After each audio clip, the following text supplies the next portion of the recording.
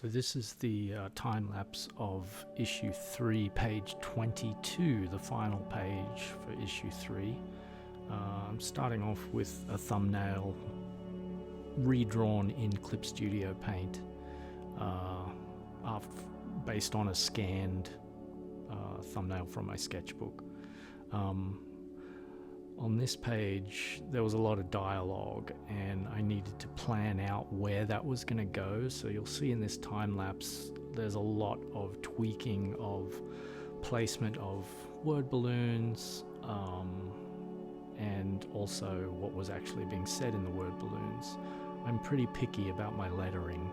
I feel like the placement of the word balloons is really important for leading the eye around the page, and also you just want to have it clear which order things are read in.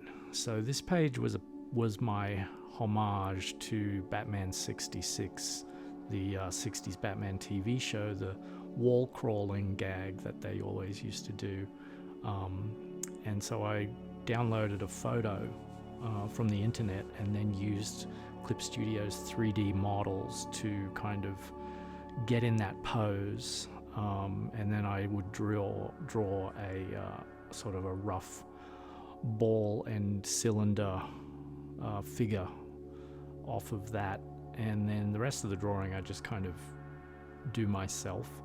On this page, Steamroller Man and Night Knight are climbing out of a kind of like not an elevator shaft, but it's like a big trapdoor kind of shaft in this abandoned candy factory.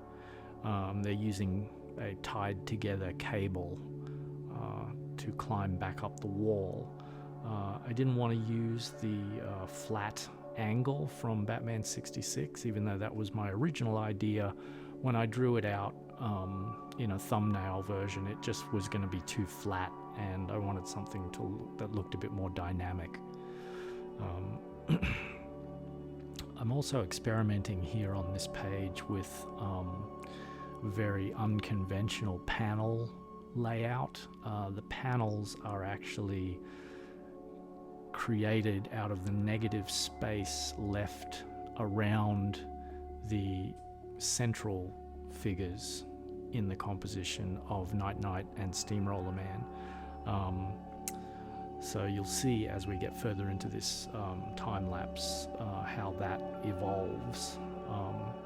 So at this point I'm just doing my rough pencil pass. I usually like to work in colored pencil for that.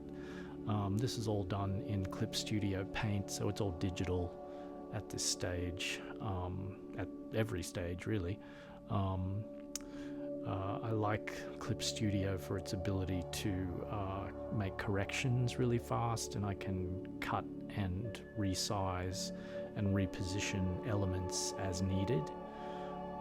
Just doing a perspective grid in there to make sure the angle and the perspective was correct. That's also something I like to use the 3D models for, is to make sure that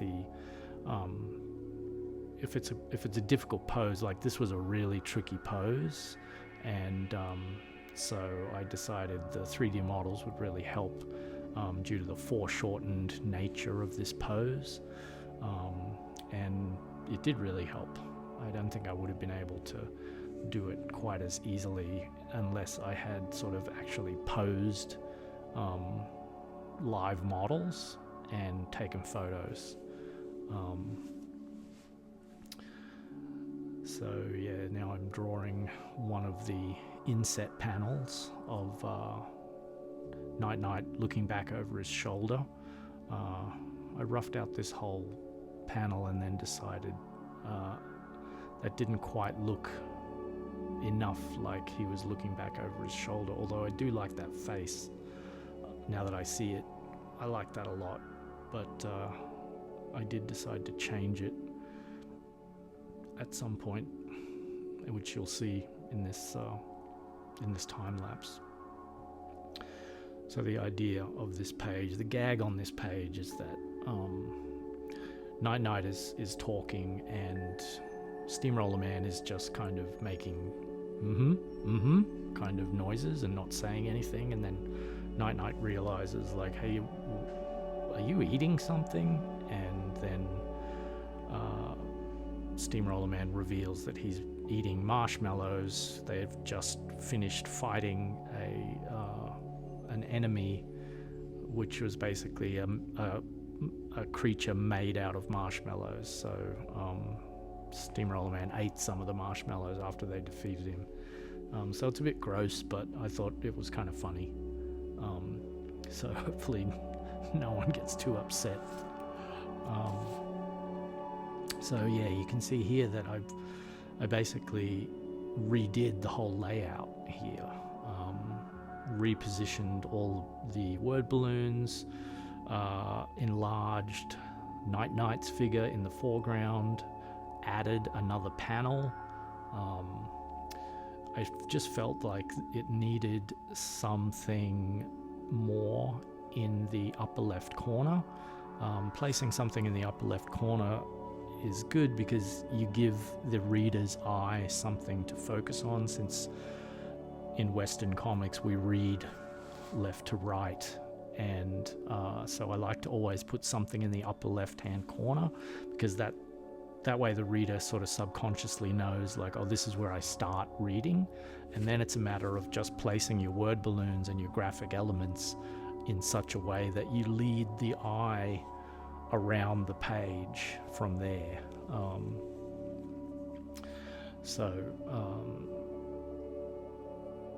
Now I'm drawing the main figure of Night Knight. I also ended up adjusting the posing of Night Knight and Steamroller Man in the central figures, to have them leaning back more, because I realized that the Batman TV show is, that's a trick photography thing where they were actually walking on a flat horizontal surface with the camera turned sideways.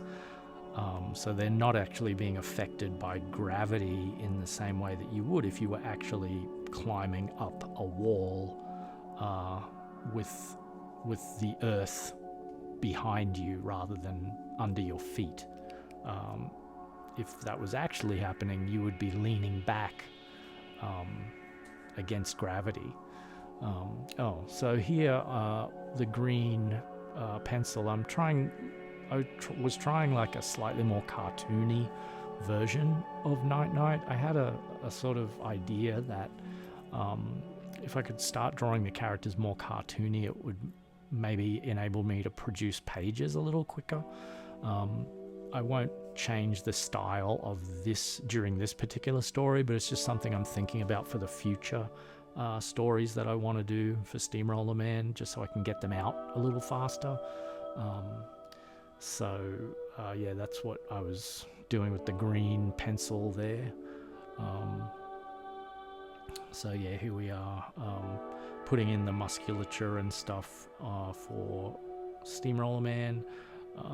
And as I said, they're leaning back against gravity, or being affected by gravity as they're climbing up this wall.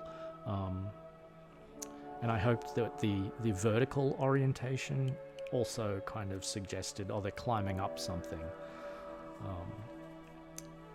So this is a new pose of Night Knight looking back over his shoulder. This time shooting from behind him, so you get more of the feeling that he's actually looking back almost at the camera or at the viewer. And I was just drawing in different pencil leads to just help differentiate what each panel was going to be, since I'm not actually using very many like distinct panel borders on this. And so now I've got all my rough pencils down and I'm happy with how that looks. Now I'm starting the final pencil pass with a tighter black line. And I usually pencil really tightly, just so the inking goes faster. I'm actually doing a lot of the thinking in the pencil stage rather than the inking stage. So then for me, like, the inking really is a lot of just tracing my exact pencil lines and just making sure I give it some nice thickness and variety of the line quality.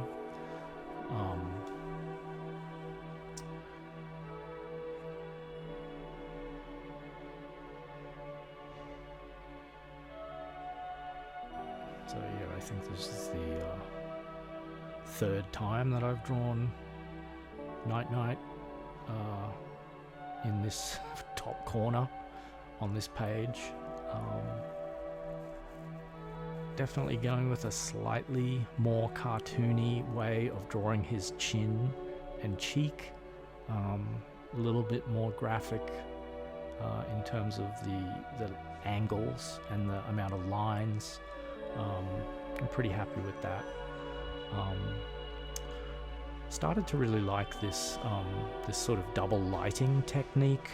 You see a lot of artists like Kevin Nolan does that technique a lot, which I really love how his artwork looks. Brian Hitch will do it a lot. Alan Davis as well. I wouldn't say I'm necessarily trying to copy any particular artist, but I do see certain artists doing certain techniques and think, hey, that looks pretty cool, I'm going to try and do that. And so that's definitely what I'm doing here, and I've sort of kind of adopted that into the way I draw, my style. I don't like to talk about my quote unquote style, because I don't really see myself as having a particular style, but maybe that's just because I haven't been drawing comics long enough, and maybe that is something that will sort of cement itself as I draw more comics and go forward into the future. I definitely have been trying to get more of a sense of light and shadow in my figure work in Steamroller Man lately. It really does make the artwork richer. You are adding some black to the characters, which I think really helps define the forms, gives it a more three-dimensional look.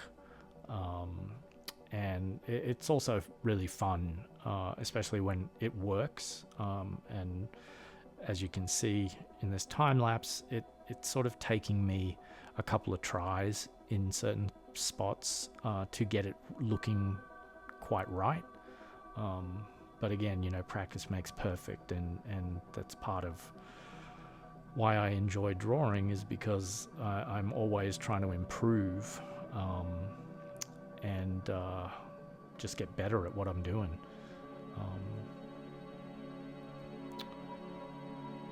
So you'll notice that with Night Night's mouth, where he's turning over his shoulder and going, what? I'm eventually going to flip that mouth upside down and redraw it, just so I was experimenting a couple of times with some very sort of expressive shapes for his mouth.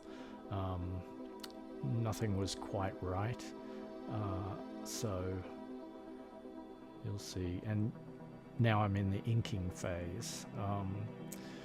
Usually I turn off the word balloons when I ink, just because I don't need them on there anymore. But every so often I do turn on the word balloons again, just to sort of get a feel for how the final page is going to look, because I really do think that word balloons are as much of a graphic element and an important part of the final composition as the artwork itself. So and it kind of keeps me, like when I get a little bit bored with drawing one particular thing, I'll just turn on the word balloons again to be like, oh yeah, okay, it's getting there. I can sort of see what this is going to end up looking like. So yeah, as I was saying earlier, this is really just a matter of putting a nice finished line over my pencil lines, and just, you know, paying attention to the line thickness. I really like doing all the feathering and cross-hatching. That's inking is probably my favorite part of drawing a comic page. I like just getting that line, that final line, to look good. Probably comes a little bit from where I started my career, which was in cleanup animation, you know, doing the final line on animators' drawings. We were always trying to get a nice crisp line on things, and I think that's why I pencil so clean, and also prefer a sort of classic clean line look to my inks. I think it goes back to my cleanup background in my day job of animation.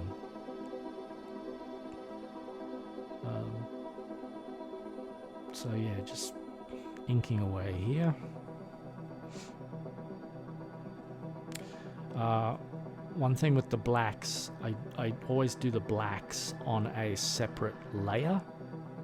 I am still not super confident in where I place my blacks, and so that is still something that I do like to put on a separate layer, so that if I do want to trash it and start again and redo, it's not going to affect the main ink lines. So usually I'll do the ink outlines, as you saw me doing earlier in this time lapse, and then I'll go back and do the blacks, which I'm doing here, the feathering and just the black areas. Yeah, so this is my favorite part of inking, is doing this stuff, like just these nice feathered lines and stuff. It's really fun. I like doing it in both digital, in Clip Studio Paint, and in you know, physical media with either a brush or a dip pen with a nib on paper. See, there you go. I just turned on the word balloons just to get an idea of how the final page is going to look, and then continued inking away.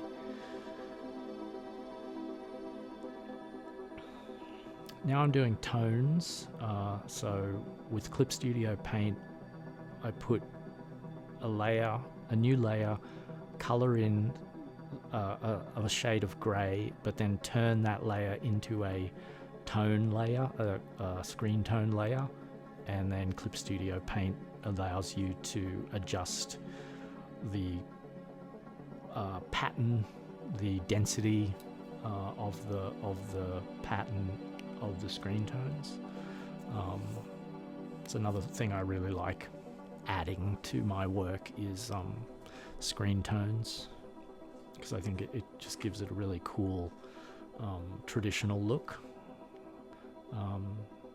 It's a lot cheaper doing that in Clip Studio Paint too, because again, if you make a mistake, you can always delete, undo, and redo. Whereas with physical media, it's even hard to find screen tone sheets these days, and it's quite expensive to do. So that's one of the great features of Clip Studio Paint, is just being able to do it digitally. One of the other cool things about Clip Studio Paint screen tones is that because it's on a layer, you can use an airbrush over the top of that, which is how I got the sort of soft edge on the drawing of Night Night in the upper left corner.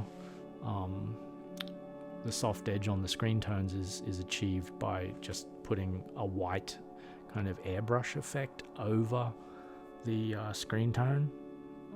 I really like the way that looks too.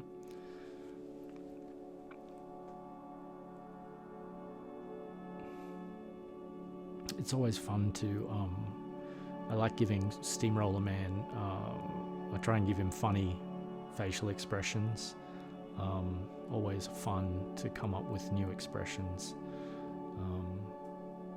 One of my favorite comic artists when I was a kid was Kevin Maguire, who was the artist on the Justice League comic from DC in the 1980s, and he always did amazingly realistic facial expressions on his characters, and that really struck a chord with my young mind, and I think he's definitely an influence on my artwork in that respect, trying to get expressive facial expressions into the characters.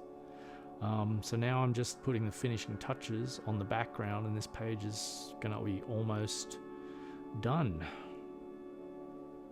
So thank you for watching, and you can read this page at steamrollerman.com and all my other pages for free. Thanks very much.